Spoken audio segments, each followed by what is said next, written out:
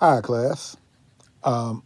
This video is going to be about the next book we're going to be reading and the assignment that we're going to be doing with it. The next book we're going to be reading is Things Fall Apart by Chinua Achebe. I have a couple of different versions of it. I think this is the version that's in the bookstore. There might be a different version. If you have a book with a different cover, don't worry about it. Things Fall Apart has been around for about a little bit over 60 years now. And there, you know, been tens of millions of copies of the book printed, and so there are a lot of different covers. So if you don't have a book that looks like this, if you have another book, I don't think I have the other copy I have in my book bag right now, so I can't show that to you. But if you have a copy that looks different, don't worry about that. It's still the same book. Like I said, it's been published a million times, and millions of times, not a million times, more like 30 million times. And so there are different covers. Oh, and by the way, on a side note, I should have your tests ready. Today is March the 13th, 2021. I should have your tests ready no later than Tuesday, maybe Monday, maybe tomorrow. But, sometime between tomorrow and Tuesday, I'll have your tests ready. I'm not going to make you wait as long this time as I did last time with the test. And so you'll get your test back pretty quickly. Now, the other thing, too, that I just want to, but actually, like I said, I just want to get back to this book. Now, Things Fall Apart is different from the material that we had on the first test, because the first test, we were looking at the Shillington book, his History of Africa book, which is a general textbook on Africa. Things Fall Apart, however, is a historical novel. It's a work of fiction. However, because it's a historical novel, it's a piece of fiction that's based on historical events. The author of the book is a man, he recently passed away a few years ago by the name of Chinua Achebe. Chinua Achebe was a man from eastern Nigeria. He was of Igbo origin. You'll see that name spelled either IB, you'll see the ethnic group's name spelled either IBO or IGBO. But the Igbo are the biggest ethnic group in eastern Nigeria. And Things Fall Apart is a very, very significant book because, first of all, it really is the birth of the modern African novel. It's the first time that you really see a novel written by an African author talking about, in which African culture, takes front and center. I mean, it's a great book because of that, because somebody who's not from an African culture, who's writing from the outside, just simply could not have the kind of subtlety that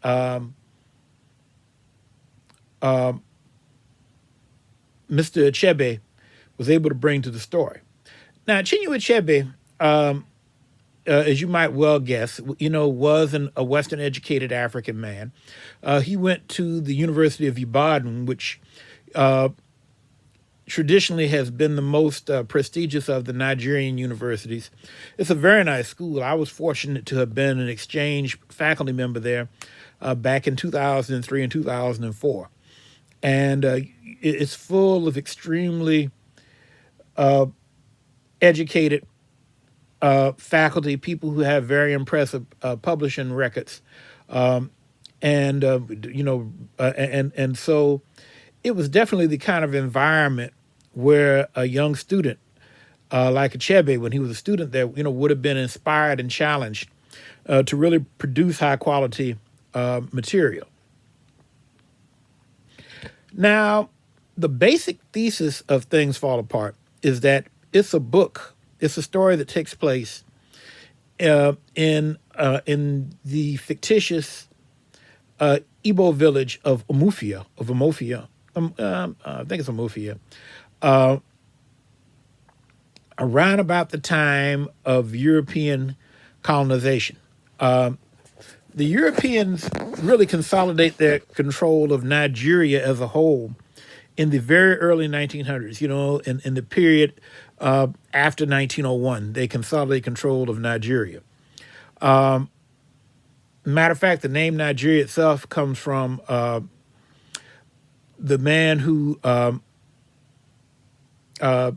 would eventually, be the first colonial governor of Nigeria. Oh my goodness, I'm drawing a blank right now. Oh my goodness, I can't. I'm drawing a blank on his name right now. That's terrible. But his wife came up with the name Nigeria because she just looked at the map and she saw that the Niger River split Nigeria basically into kind of three. Well, actually, the Niger River and the Benue River split Nigeria into three sections. You have the area north of the Niger and the Benue. That's northern Nigeria. You have the area west of the Niger River. That's western Nigeria. And then you have the area east of the Niger River, which is eastern Nigeria. The northern part of Nigeria is dominated, to this day, by the Hausa and Fulani peoples.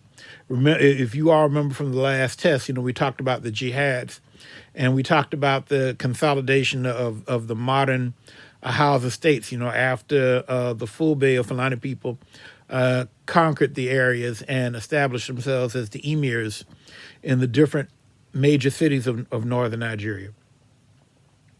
Then you have western Nigeria, which is dominated by the Yoruba. And then eastern Nigeria is different because in eastern Nigeria, the dominant ethnic group are the Igbo. But unlike the Hausa, Fulani, and unlike the Yoruba, the Igbo people traditionally did not have empires. Each village was independent. And so ultimately, this would cause problems for the British because the British, when they came into territories, they really preferred what came to be known as indirect rule. In other words, in northern Nigeria, when the British defeated the Hausa states, the British simply allowed the traditional rulers, the emirs, places like Kano and Katsina, they allowed those people to stay on the throne. They ruled the country using Muslim law, the Sharia. And the British simply acted as advisors. And so therefore, that meant that the local people, they were still ruled by the people that they knew. Those people collected taxes for the British and all that other good stuff. And so that allowed the British to kind of stay in the background. I mean, the same thing happened in Western Nigeria. The traditional Yoruba kings, they kept their positions, and the British, ruled through them. Now, on the coastal areas, like, for instance, in Lagos, where you had a community of Western educated Africans, the dynamic was a little bit different there. But in the interior, the British preferred to rule through these traditional rulers. Now, one of the things that really is going to be problematic that you're going to see as you read the book is that in eastern Nigeria, this was a problem because the eastern Nigerians, the Igbo people did not have kings. They did not have chiefs. They were ruled by age groups, committees of people, and they were ruled through tradition. And this really made it difficult for the British to come in and to establish indirect rule. And so basically this meant that the British would have eventually have to, they would, basically kind of create chiefs out of whole cloth, and they would also end up having to much more directly rule eastern Nigeria. And really that's kind of at the crux of what goes on in the book because, like I said, the story takes place in the village of Amofia. And the main character in the book is a man by the name of Okonkwo. Okonkwo is a big, strong man. He's the kind of guy who in America would probably grow up to be a great athlete. He probably would be maybe a power forward for basketball, or he would be a big, strong defensive end or a tight end, or, maybe if he played baseball, he'd maybe be some big guy like CC Sabathia throwing 100-mile-an-hour fastballs, or some big dude, hitting 500-foot home runs or whatever. I could say a really big, strong man. And he also was a very aggressive man. And as the book mentions, there are reasons for that. He has some family issues that cause him to be more aggressive than the average person. Now, the thing about Okonkwo is that Okonkwo, although he came from very difficult circumstances as a child, went on to become very successful within the context of Igbo life. And his life was going very, very well until a couple of things go wrong. And then eventually the British show up, and that complicates things even further. Now, I'm not going to get into too much detail on the book because I really want you all to read it and understand it. Now, the one thing I will say in addition is that Things Fall Apart is a great piece of literature. And the thing about great literature is that great literature is universal. And that's something I really want you all to think about while you're reading the book. I mean, Okonkwo's issues with his father, Okonkwo's issues with his kids, his issues with his wives, these are things that are pretty universal. They're not things that only could happen in Eastern Nigeria. They wouldn't happen exactly the same way in America or in China, but the things that Okonkwo deals with are very similar.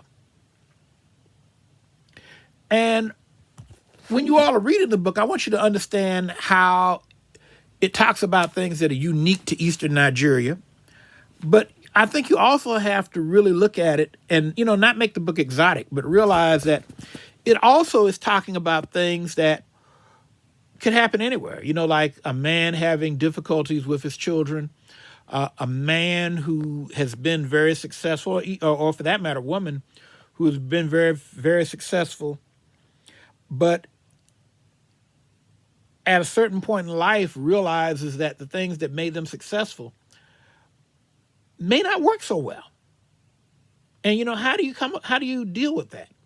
I mean, that happens. I mean, I've seen that happen in my lifetime, where different technology comes in or different social norms come in, maybe certain behavior, certain jokes that at one time were acceptable no longer are acceptable. And, how do people respond to that? Do they resist it? Do they fight it? Or do they go, or do they acknowledge that things have changed and deal with it? I mean, all these are things that are really useful in understanding Things Fall Apart. Now, one other thing I would say too, don't hesitate to go back to your Shillington textbook and look at the chapters that deal with colonialism. Because, looking at that larger context might help you. Oh, by the way, now my old man mind finally worked on me. The guy who was the first colonial governor of Nigeria and the guy who brought the military forces in that took over northern Nigeria, his name was Lord Lugard. And he was very famous because he wrote a book called The Dual Mandate in Tropical Africa, and which was basically the British manual that talked about how to rule Africans, either directly or indirectly. And his ideas and philosophy are very much in the foreground of how the British attempt to deal with the people of Eastern Nigeria. And as you read the book, you won't hear Lord Lugard being mentioned directly, but you will hear fictitious things that very much echo the kinds of things that he talked about. Well, anyway, I'm going to keep this lecture short. I just wanted to give you all this lecture to because if you aren't reading Things Fall Apart, you need to get on it. I'm not looking at my syllabus right now, so I can't tell you the date of the next paper, but you need to start reading so you can be ready for it. Have a good rest of the weekend. Hopefully you'll see this Saturday night or Sunday. Take care.